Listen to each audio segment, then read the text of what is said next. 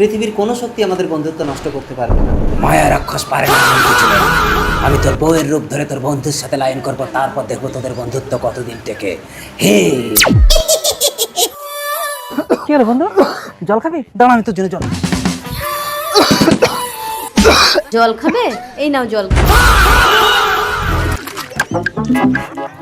তুমি আমার বন্ধুর বউ না?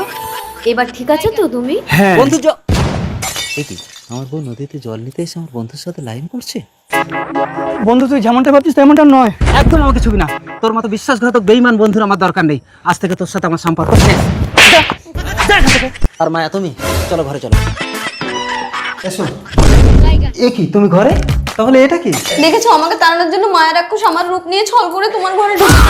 কিন্তু তার আগেই বন্ধু, তুমি যদি হিন্দু হয়ে থাকো তাহলে তোমার নামটি অবশ্যই কমেন্ট করে জানাও, এবং তুমি যদি মুসলিম হয়ে থাকো তাহলে তুমি এখনই একটি লাইক দিয়ে চ্যানেলটিকে সাবস্ক্রাইব করো। আজকে দেখবো কার শক্তি বেশি। না স্বামী, আমি তোমার মায়া, ও মায়া রাক্ষস। না আমি মায়া। না স্বামী, আমি তোমার মায়া, আমি মায়া। না স্বামী, আমি তোমার মায়া। আচ্ছা দাঁড়া দাঁড়া দাঁড়া, কে আসল কে নকল আমি তো বুঝতে পারছি না। এক কাজ করো, তোমরা দুজনেই আমার সংসার। কেন? আমি সতীনের সাথে সংসার করতে যাবো কেন? আমার কোনো সমস্যা নেই। নিজের স্ত্রী কখনো কাউকে স্বামীর ভাগ দেবে না। ও বলছে কোনো সমস্যা নেই, তাহলে এই না। এখন কি করি? মায়ের রাক্ষস তো আমার ঘরে ঢুকে গেছে, তো আমাকে প্রাণী মেরে ফেলবে। একটা উপায় আছে। শোনো মায়া, এই মায়ের রাক্ষস, একে আমি ঘর থেকে বের করে দূরে জঙ্গলে ছেড়ে দিয়েছি। তুমি ঘরে থাকো, কেমন?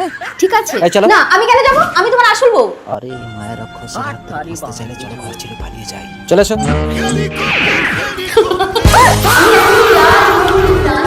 জানি না তো তুমি রাক্ষস, এই ঘরের মধ্যে বন্দি থাকো, তারপর তোমার ব্যবস্থা করছিস।